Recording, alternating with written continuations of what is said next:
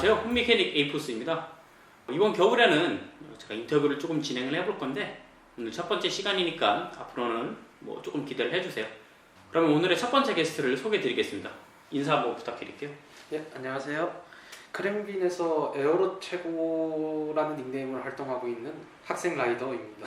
네, 그러면 제가 에어로 최고 이렇게 네. 부르면 될까요? 네. 알겠습니다. 에어로 최고님 오늘 함께 해주시고요. 첫 번째 질문으로는 좀 전형적인 질문일 수는 있지만 자전거를 타신 지 얼마나 되셨는지 그리고 어떠한 계기로 자전거를 입문하시게 되셨는지 설명을 한번 좀 간단하게 말씀을 해주세요. 자전거 같은 경우에는 이제 전문적으로 탄 지는 한 7년 정도 가까이 됐습니다. 7년이요? 네. 그리고 처음 입문하게 된 계기는 친구들이 자전거가 유행을 하다 보니까 한번 타보지 않겠냐고 해가지고 로라방 같은 데를 좀 끌려갔었던 게 시작이었던 것 같습니다. 사실 학생 때 자전거를 접하고 이런 경우는 제가 좀 어느 정도 들어봤는데 네네. 로라방까지 가게 되는 경우는 사실 흔치는 않잖아요, 학생에서. 네네. 네, 좀 더 특별한 계기가 있었나요?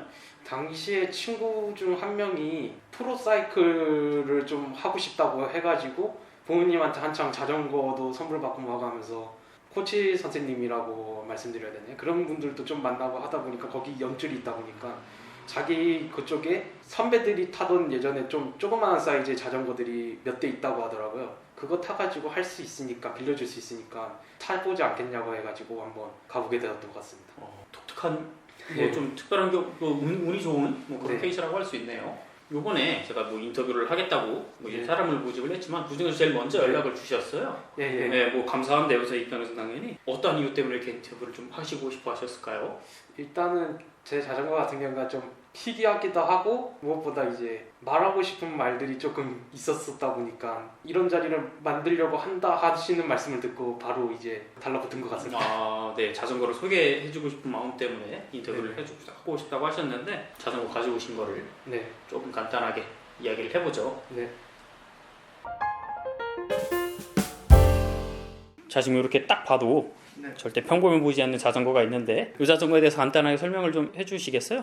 이 모델 같은 경우에는 몽고스사에서 나온 몽고스 RX 프로 1997이라는 모델인데요. 일단은 프레임은 BP 슬패스라는 모델이랑 같은 곳에서 생산을 했었던 프레임을 몽고스라는 브랜드가 갖고 와가지고 자체적으로 이제 자기네들 로고나 도색을 입혀가지고 생산을 한 자전거라고 보시면 됩니다. 이 자전거의 가장 큰 특징이라고 한다면은 에어로가 극대화가 되어 있다는 거고요. 지금 현재도 UCI 대회는 참가를 하지 못하는 분지된 자전거들 중에 하나라는 것이 특징이 자전거입니다. 제가 사는 곳이 영종도라고 바람이 엄청나게 센 도시다 보니까 역풍으로 인해 가지고 자전거가 잘 안 나가는 그런 것들이 조금 많다 보니까 에어로에 대해서 조금씩 관심을 가지게 되었습니다. 평지에서 얼마나 더 빠르게 달릴 수 있을까, 어떻게 하면 더 편하게 달릴 수 있을까라는 생각으로 처음에는 에어로를 접했던 것 같습니다. 실제로 타보시니까 그런 효과는 충분히 만족하실 만큼 있나요?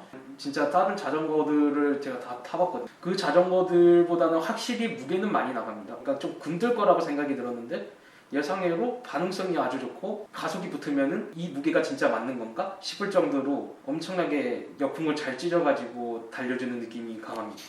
파츠 구성도 조금 설명을 해주시겠어요? 파츠 구성 같은 경우에는 카파놀로의 센토 11단, 아테나 11단이랑 짬뽕 구성으로 되어 있고요. 브레이크는 스램레드 10단 구동계 브레이크를 사용하고 있습니다. 페달 같은 경우에는 제가 우기라는 회사를 좀 좋아하다 보니까 예전에 장터에서 떴던 거를 가지고 와가지고 지금 그대로 이식을 했었습니다. 휠 같은 경우는 어떻게 되는 건가요? 휠 같은 경우에는 제가 이제 대학교를 가야 되다 보니까 학비 지출이랑 여러 가지 돈이 많이 들다 보니까 좀 더 제대로 된 카보니를 못 맞춰줄 것 같아서 최대한 컨셉에는 맞게 대륙제 휠셋을 공설을 해와가지고 맞추게 되었습니다. 상당히 이뻐요. 사실 자전거도 이런 컬러 매칭 같은 것도 꽤나 잘하신 것 같고 아까 입문하게 된 계기나 이런 걸 조금 들어봤는데 사실 첫 번째 자전거를 계속 타시진 않았을 거란 말이죠. 네. 그러면 또 다른 자전거들은 거쳐오신 게 좀 있나요? 예, 처음에는 그냥 단순하게 친구한테서 그때 대여받았던 자전거가 인터프로 자전거였습니다. 네네. 구형 더듬이 울테그라 9단을 탑재한 자전거를 탔다가 그 자전거 프레임이 절단이 났었습니다. 그러다 네네. 보니까 사고가 한 번 났어가지고 자전거 자체를 건들지를 않다가 이제 학교 등교 때문에 엄마 자전거 같은 걸 조금씩 타게 되다 보니까 다시 관심이 생기고 있었던 와중에 친구들이 이제 개무시를 하기 시작을 했었죠. 그때 좀 열이 빡쳐가지고 애들이 좀 잘 알고 감탄할 수 있는 브랜드가 뭐가 있을까 하면서 찾다가 BMC를 한 대 샀었던 걸로 기억합니다. 그 다음에 피날렐로도 타보고, 피날렐로가 사실상 저의 첫 클래식 자전거 시작이었었습니다. 그거를 시작으로 이제 조금씩 오랫동안 타다 보니까 매력을 느껴가지고 캐논데일 아이언맨이나 후지 자전거 크로몰리 로드라든가 여러 가지 자전거들을 접하면서 자전거에 대한 관심을 좀 더 키웠던 것 같습니다. 대체적으로 다 로드 자전거였던 거네요. 거쳐오신 자전거들을 다 갖고 계시진 않으실 거고, 네네. 네, 지금 가지고 계신 건 그럼 오늘 가지고 오신 저 몽구스랑 네. 또 어떤 게 있나요? 그리고 지금 피날렐로 FP2라는 모델을 한 대 더 가지고 있습니다. 2009년식이었나 8년식 정도 때로 전반적으로 알카본 프레임의 정석적인 물건, 크게 특징을 설명을 드리기도 약간 애매한 느낌이 있는 자전거고요. 그 자전거를 조립하거나 타는 네. 컨셉 같은 게 좀 있으신가요? 예전에 제가 피날렐로를 처음으로 해가지고 클래식 자전거를 접했다고 네네. 말씀드렸잖아요. 네네. 그때 당시 때 FP1 모델을 탔었는데 그 FP1 모델을 팔고 난 다음에 그 모델이 계속 생각이 나가지고 어렵게 프레임부터 직접 갖고 와가지고 카보닐이랑 기본적인 뭐라고 말해야 될까, 되게 평범한 구성을 한번 제대로 짜보고 싶었어가지고 칸파노로 구동기랑 모나키 카보닐을 달아가지고 피날렐로의 느낌을 조금 살려보려고 노력을 했었던 것 같습니다. 그럼 오늘 보여주신 몽구스 RX 프로 말고도 이렇게 컨셉이 어느 정도 완성된 다른 자전거도 소개해 주실 만한 게 있으실까요? 지금은 현재 가지고 있지는 않지만 그나마 좀 컨셉을 맞췄다고 한다면은 지금 마지 그랑 크리테리움이란 자전거에다가 카본 88림을 좀 끼워 넣어가지고 크로몰리랑 에어로 느낌을 좀 낸 자전거가 있었고요. 그리고 약간 애매하게 끝나가지고 아쉬웠던 자전거가 한 대가 있는데 마린 티타늄 로드 자전거가 한 대가 있었습니다. 네. 아까 친구들이랑 관계에 대한 뭐 좋지 않은 네. 상황이 좀 있었던 것 같은데 네. 얘기를 해줄 수 있나요? 당시에 친구들이 픽시가 되게 유행을 했었던 때이기도 하고 최신형 자동차나 그런 것들이 엄청나게 좋다라는 그런 인식이 있다 보니까 실제로도 좋기도 좋죠. 구형 자전거들을 되게 배척하거나 아니면 이제 좀 녹슬거나 그런 소위 말하는 그 마마차리 같은 거죠. 그런 자전거를 타는 애들을 은근히 무시를 하는 것들이 많았었어요. 그 당시 때 애들 눈에 띄어가지고 걸렸던 게 저였었고 예전에 이런 말을 실제로 했었거든요.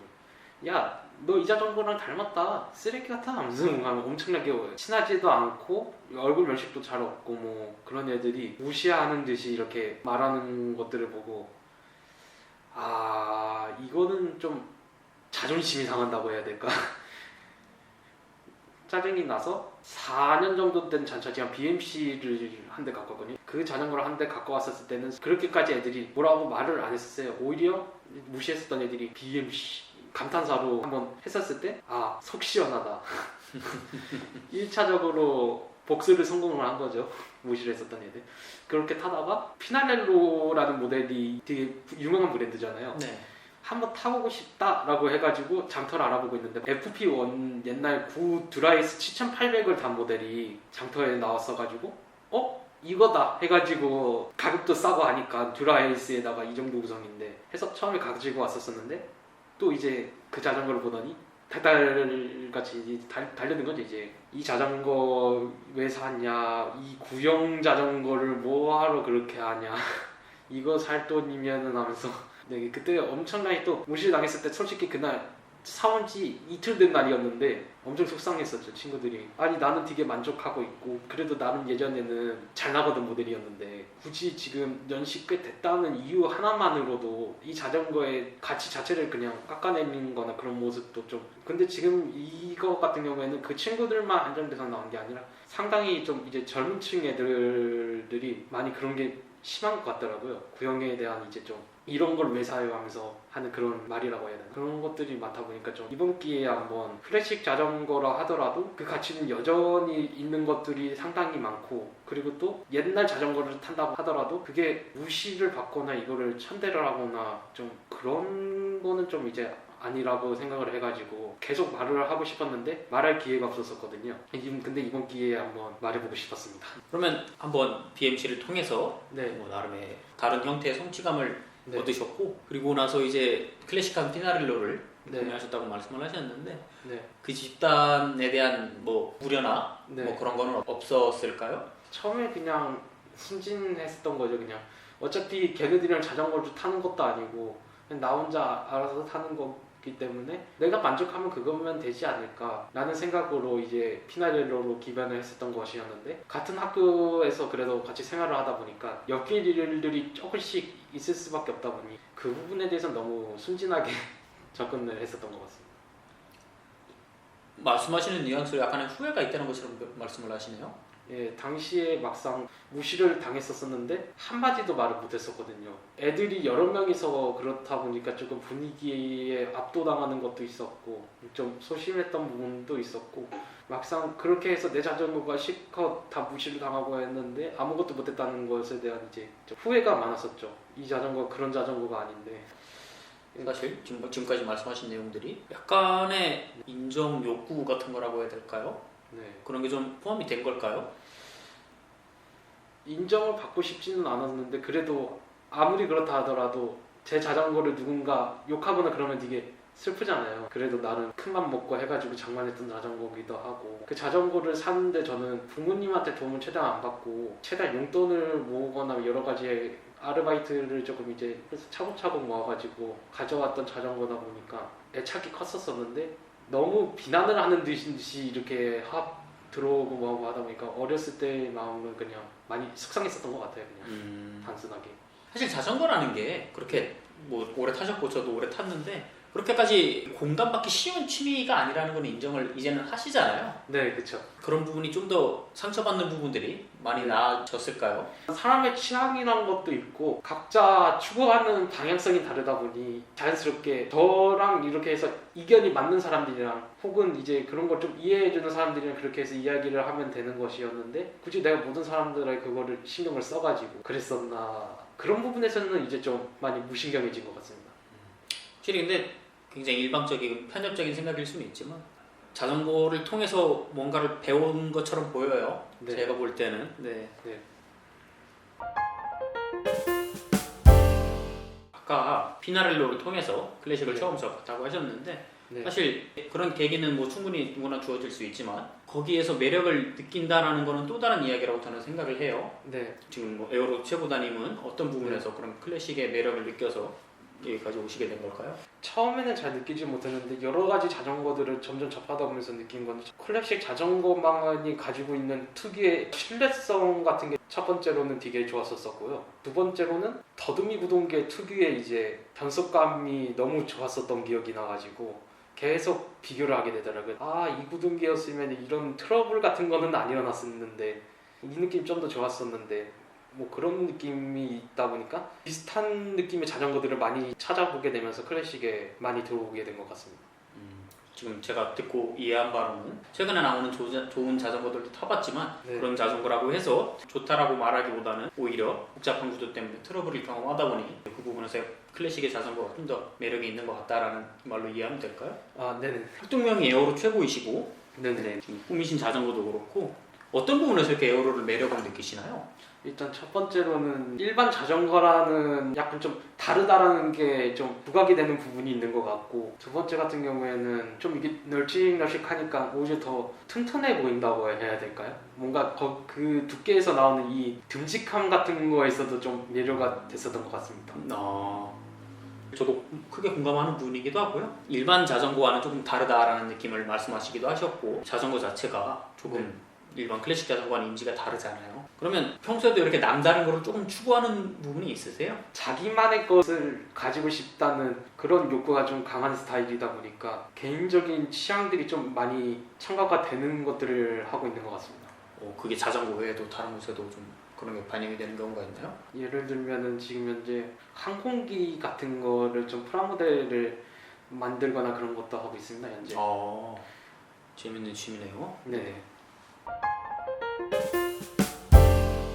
자전거를 즐긴다라는 거는 물론 네. 타는 방법도 있지만 즐기는 방법이 굉장히 다양하잖아요. 저는 자전거를 즐기는 방법은 개인마다 다르다고 생각을 하는데 에어로 최고님께서는 네. 자전거를 즐기는 데 있어서 가장 큰 컨텐츠는 어떤 걸까요? 저 같은 경우는 이제 자전거를 수집을 하거나 이런 식으로 만들고 싶다라는 거를 구상을 짜가지고 그거를 만드는 거가 좀 가장 큰 콘텐츠 중 하나인 것 같다고 생각됩니다. 타는 것보다도 오히려 네. 뭐 이런 구상이나 네. 조립, 뭐 수집 이쪽이 자전거라는 취미를 즐기는 데 있어서 조금 더 뭐 중요한 컨텐츠라고 말씀을 해주시네요. 어떤 부분에서 더 매력을 느끼시나요? 그 부분에 대해서는? 일단 첫 번째 같은 경우에는 자전거를 타는 것 자체의 일도 큰 컨텐츠라고 생각이 되죠. 저 같은 경우는 이제 그 이전에 준비를 하는 과정을 되게 중요하게 생각하는 사람이다 보니까 그 과정에서 여러 가지 추억이 생기고 자전거를 애정하게 되고 오랫동안 타게 되는 길 중에 하나라고 생각이 되기 때문에 만들거나 수집을 하는 게 좀 큰 콘텐츠라고 생각이 됩니다. 그럼에도 불구하고 결국엔 자전거를 조립해서 탄다라는 것까지가 사실 의미의 완성이라고 생각해도 되잖아요. 자전거를 타면서 그러니까 자전거라는 취미를 가짐으로 인해서 네. 얻는 좋은 부분이 어떤 게 있을까요? 자전거를 타면서 장거리를 주행을 하거나 엄청나게 긴 오르막을 만나거나 그런 부분들이 되게 당시에는 좀 많이 힘들거나 안 좋은 부분이라고 생각이 될 수도 있겠지만 막상 그것을 다 이루거나 모든 것을 이제 딱 완주를 하고 끝냈을 때 그 성취감은 확실히 다른 스포츠 계열보다는 크게 느껴졌었거든요. 평소에도 운동을 다른 거를 즐기시나요? 잘하는 편은 아니지만 네. 축구도 조금 했었었고요. 배드민턴을 주로 많이 했었습니다. 그런데도 성취감 때문에 자전거가 가장 재밌었다. 자전거를 타시면서도 개인적인 성취감도 있지만 네. 사실 자전거라는 게 꼭 인터넷뿐만이 아니라 온라인이나 네. 오프라인에는 관계라는 게 형성되기 좋은 종류의 취미라고 생각을 해요. 저도 네. 그런 부분에 있어서는 생각이 어떠세요? 확실히 저 같은 경우에도 학교에서는 그렇게까지 친한 친구들도 많이 없었고 좀 많이 힘들었던 시기가 있었었는데 당시에 서로 취미가 맞고 이야기가 통하는 친구들을 인터넷에서 접하거나 아니면 우연치 않게 같이 타다가 이제 좀 친해지는 경우라든가 관계란 것도 이제 처음으로 제대로 다시 시작을 할 수 있었던 부분이 있었기 때문에 넘겨짚는 걸 수도 있겠지만 제가 자전거를 타기 전부터 이미 외향적인 형태의 사람은 아니었던 것처럼 들리거든요. 네. 맞나요? 네. 네. 자전거라는 취미는 근데 아무래도 네. 네, 라이딩도 같이 타는 게 더 재밌다라는 건 그렇죠. 네. 그런 부분에 대해서 좀 어려운 점 같은 게 좀 있으세요? 같이 타면서 어려운 점은 그렇게까지 크게 못 느꼈는데 가장 크게 느꼈던 거는 통솔이 문제일까? 인원수가 한두 명일 때는 그렇게 문제가 없는데 3, 4명에서 5명부터 되기 시작하면 이제 장거리를 타거나 그렇게 되면 약간 예민하게 되잖아요. 힘들어지니까 사람이 싸움이 나는 경우도 있었었고 한번 그 상황을 좀 구체적으로 들어볼 수 있나요? 그냥 간단히 말하면은 네. 길을 잃어버렸는데 네. 여기가 맞다 저기가 맞다로 하다가 이제 약간 멱살 잡힌 상황이 있었어요. 그렇군요.